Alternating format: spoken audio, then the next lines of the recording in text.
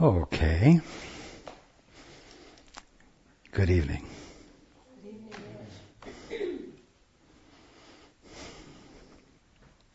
And welcome to everyone who's joining us on the internet.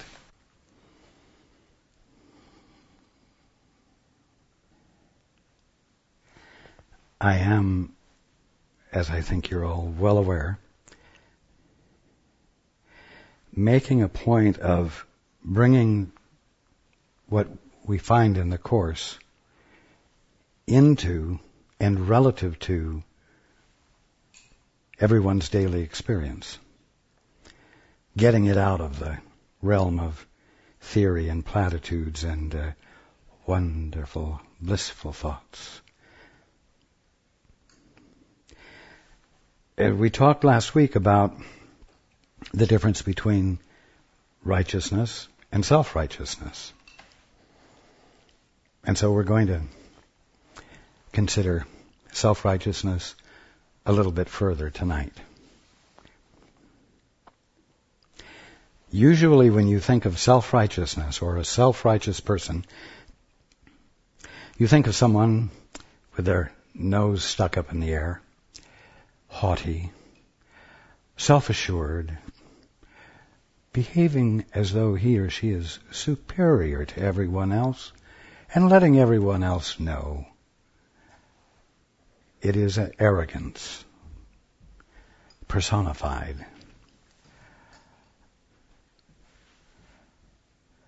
It is the orphan attempting to behave as though he or she is not an orphan, with gusto.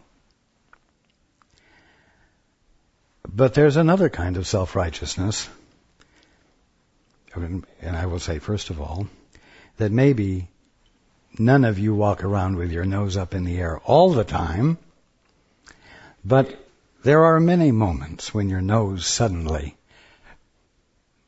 comes to attention and struts itself. And so you can relate to what I'm talking about. There's another kind of self-righteousness that you might not associate with the word self-righteous. And it's depression. Depression doesn't seem to be arrogant. It doesn't parade itself like the first examples. It feels like a lack of energy and buoyant or active or aggressive actions don't come forth from you when you're feeling depressed. Sometimes you don't even identify it as depression. You just say, I'm having a down day.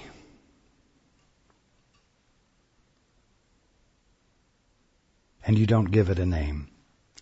Or you're going through your day and suddenly it's like all the wind goes out of your sails. And something just came over you. The blues hit you. And you just sort of flow with it without identifying it. But the fact is that it is depression. And also the fact is that it is self-righteousness in action.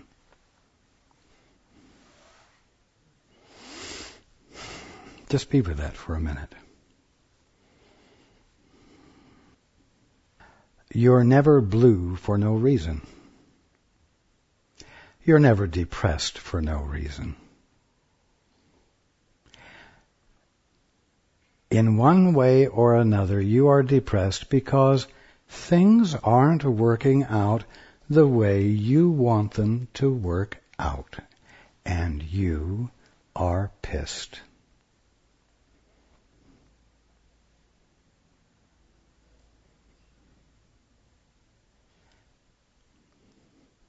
Always accompanying depression is anger. always.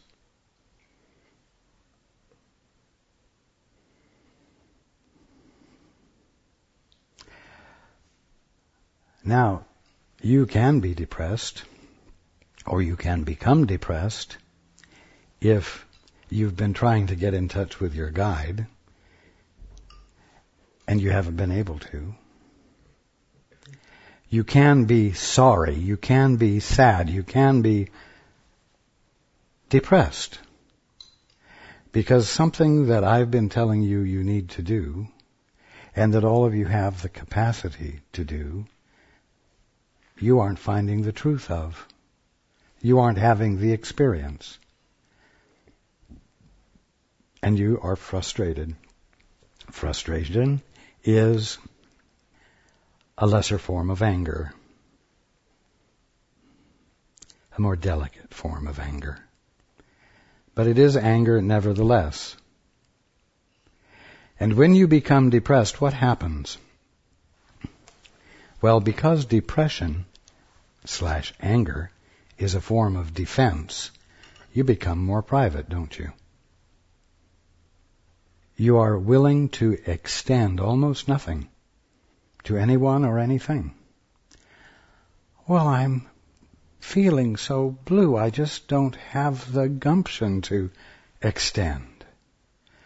Nothing seems worth it.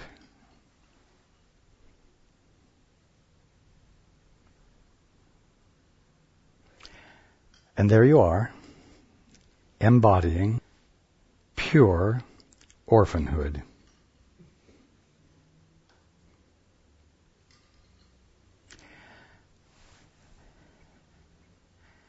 What you don't see is that this is arrogance also.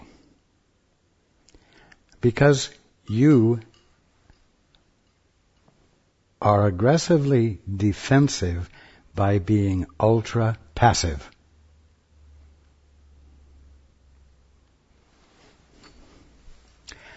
By not being available to extend, by not being available to participate, you make a statement of privacy that everyone can feel. And so a statement has been made. An act has been expressed.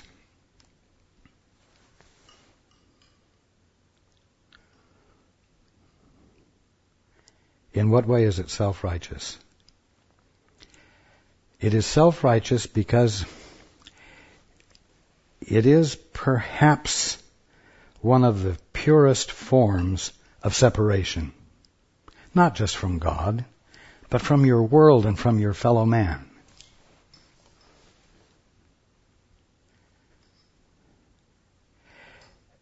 It is an almost pure act of independence. Again, it is almost a pure act of independence.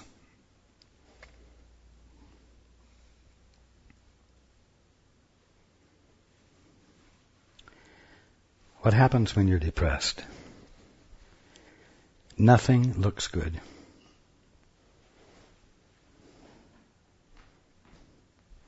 Not even a tree or a bird singing registers with you and makes your heart sing. You might even want the bird to shut up.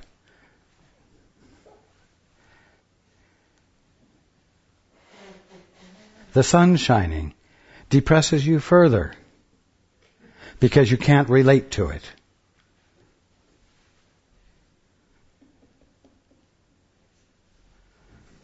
Someone calls on the phone. Oh, I don't want to talk to anybody right now. I'm not going to let them disturb my misery. I refuse to be distracted from my devotion to my suffering. You see how private, how independent it is, and how aggressive it is? Because it takes every single stimuli every single stimulus from your world and rejects it. Flat out rejects it. And it's not sloppy about the manner in which it rejects it. It rejects it all. That is far from passive.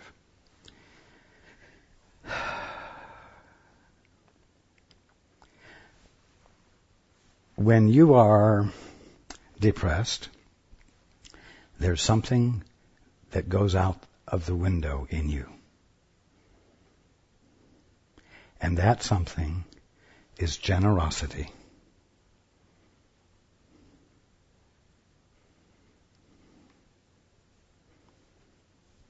There is not only an unwillingness to be generous, the word doesn't even come to your mind.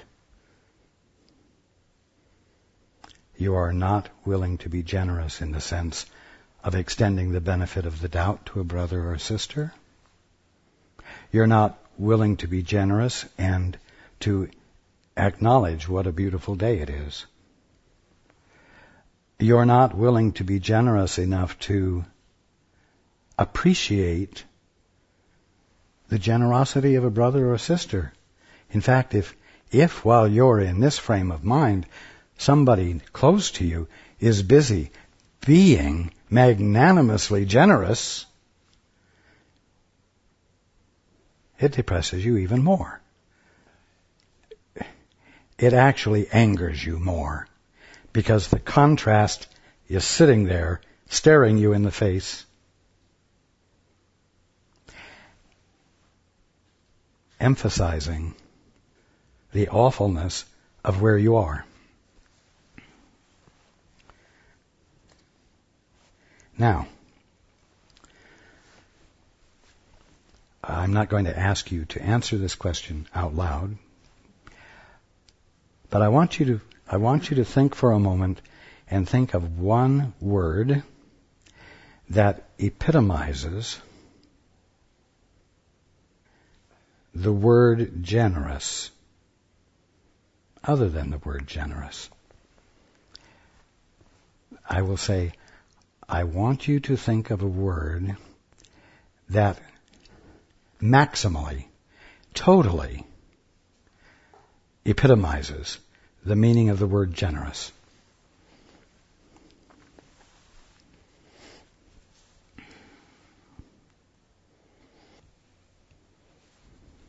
It's probably a word you've never thought to associate with the word generous.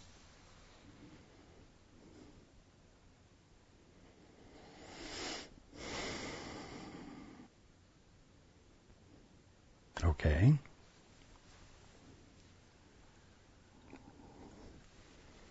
The word is God.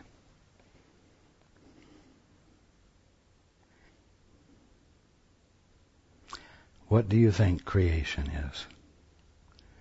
An act of generosity. An extension of what God is, infinitely, without reservation.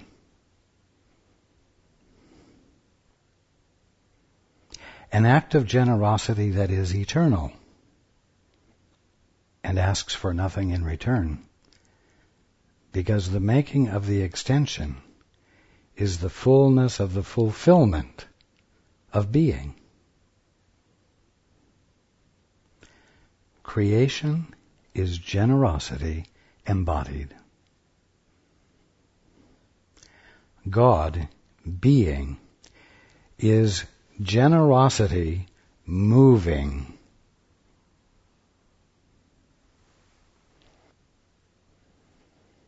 So now, let's bring it home. If God is generosity moving,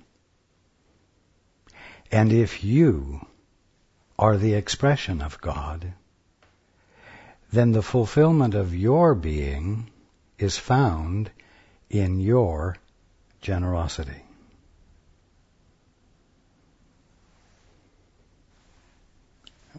for, I was going to say months, for years we've been reading this book.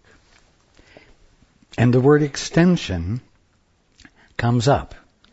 Like, I will extend it to you. I will extend it to you. Extension, extension.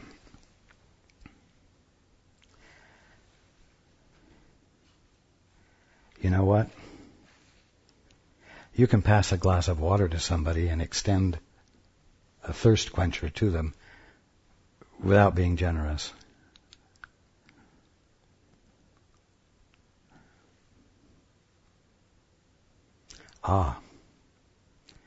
But you're with someone and you notice them clearing their throat or behaving in a manner that indicates that perhaps a glass of water would be helpful. Generosity has already been expressed because you've been willing to pay attention to them and notice the need before you even walk to the tap and fill a glass of water and bring it to them. You have engaged in the act of caring. That's a generous act. And then you've noticed a need. And then you've said, would you like a glass of water? As you get up to go get one and bring one. Generosity has occurred because love has been embodied in the caring that caused you to notice the need before they even asked.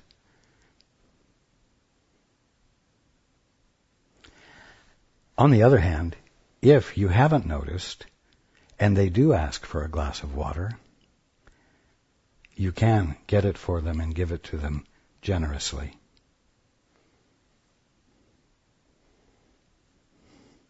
Or you can think, can't he see that I'm busy doing something right now?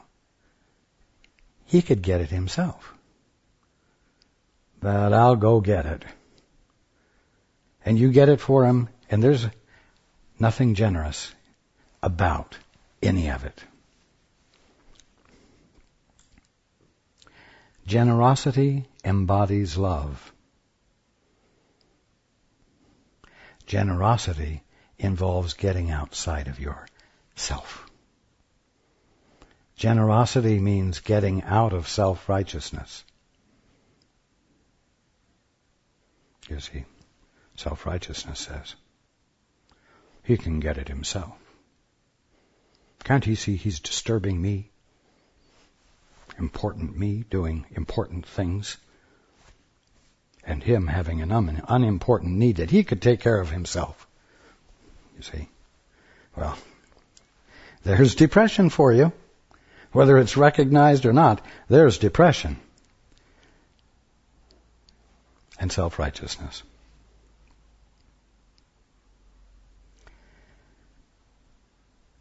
Now, as you think back over the past weeks and months, we have been talking about shifting your attention outside of your present sense of yourself, the present boundaries that you think identify you. We've talked about stepping outside, reaching beyond those boundaries, and inviting something else in. This is the beginning of generosity, because it's the willingness to abandon your privacy, your autonomy. It expresses your willingness to be inclusive. And in the willingness to be inclusive, you are extending an invitation to be joined by something else. And that extension is an act of generosity. It is a generous rather than a selfish thing to do.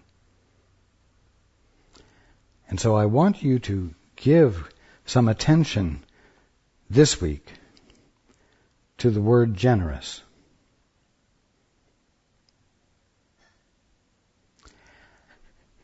And now when you go to bed at night, instead of asking whether virtue has gone out from you, I want you to ask, has generosity characterized my day? Have I engaged in being truly generous? Have I let someone else be on my mind?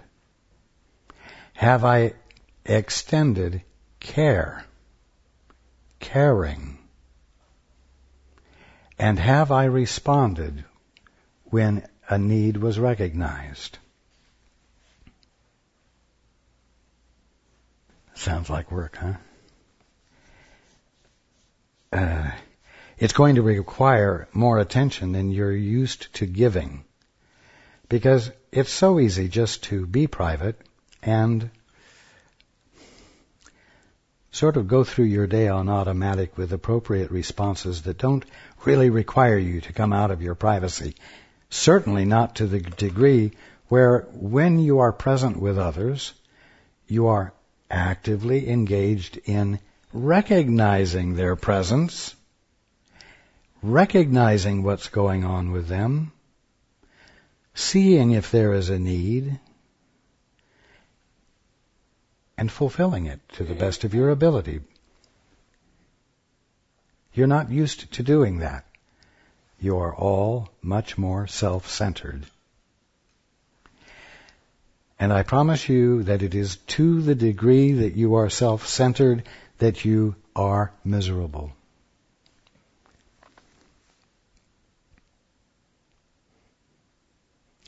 It's very simple.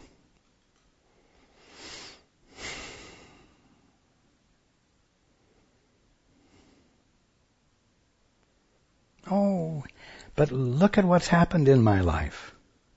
Look at the circumstances I'm in. I have reason to be miserable. I have reason to be depressed.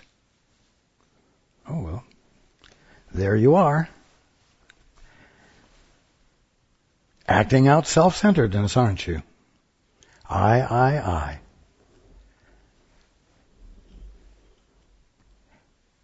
But what you're overlooking is the fact that your misery is inseparable from your preoccupation with yourself and your circumstances and how unfair everything is.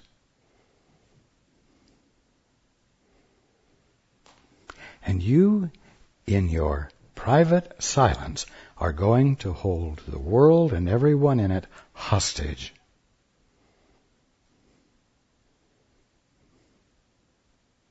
By not joining with them, by not being with them, by not participating with them. The epitome of orphanhood.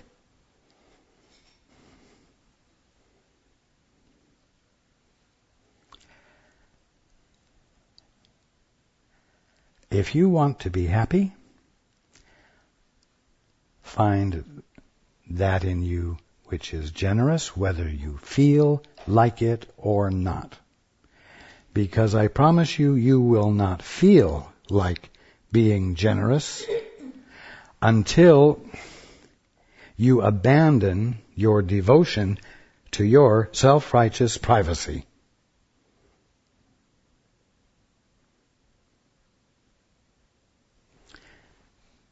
This is all we've been talking about as we've gone through the course. Where are we? We're in a chapter called God's Plan for Salvation. Whose salvation? Your salvation. And what is God's plan for your salvation? God's plan for your salvation is that you say, Father, help. Simple. Invite something in that is beyond your best reasoning, your best judgment, your pet theories, and your favorite definitions of everything. God's plan for your salvation is that you reach out to the Holy Spirit, which is nothing more than your right mind, and let in the more of you than you have been allowing to register with you. The infiniteness of you that you have been ignoring in favor of your very tiny, well-developed definitions of yourselves that you have created. That's God's plan for salvation. God's plan for salvation is for you to open up to the generosity of being, the generosity of God, and claim God to be your Father, your source, so that you might, in letting Him in, find the truth about you, which is your generousness, that you find yourself infilled with, and that you can't hold on to, that will overflow and be extended because love is alive in you.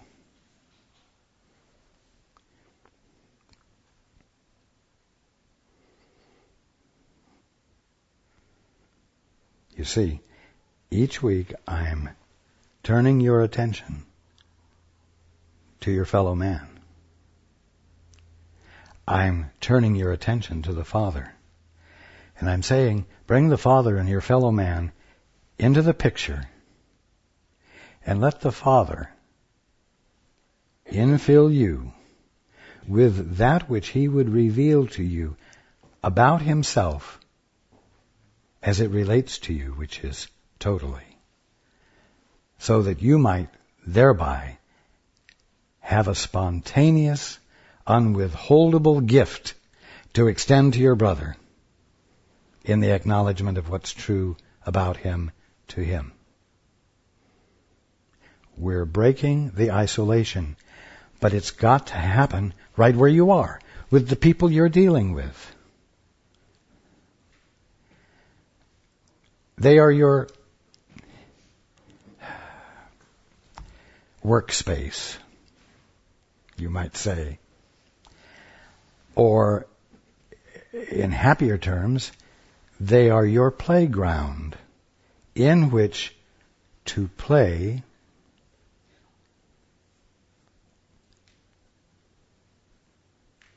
divinity, in which to play what is true so that it might register with you and illuminate you, so that your illumination illuminates things for others. Breaking the isolation is what it's all about. So this week, the word is generous, not generosity. You can talk about generosity, but you must be generous. You get it? Don't waste a moment contemplating and thinking about generosity. That's thinking about what it means to be generous. It doesn't mean anything to be generous, because the focus there is on the meaning. What does it mean? Well, let me see here. I think it means this, or I think it means that. And you're off the beam. You've lost the point. I want you to be with the word generous relative to you. Am I being generous? Do I feel generous right now? And if you don't, you may know that you are engaged in something that is causing you to be depressed. You are engaged in something that is at odds with your nature, and you need to get out of it, because you need to shift into being generous, feeling generous, and engaging in, not generosity, engaging in being generous.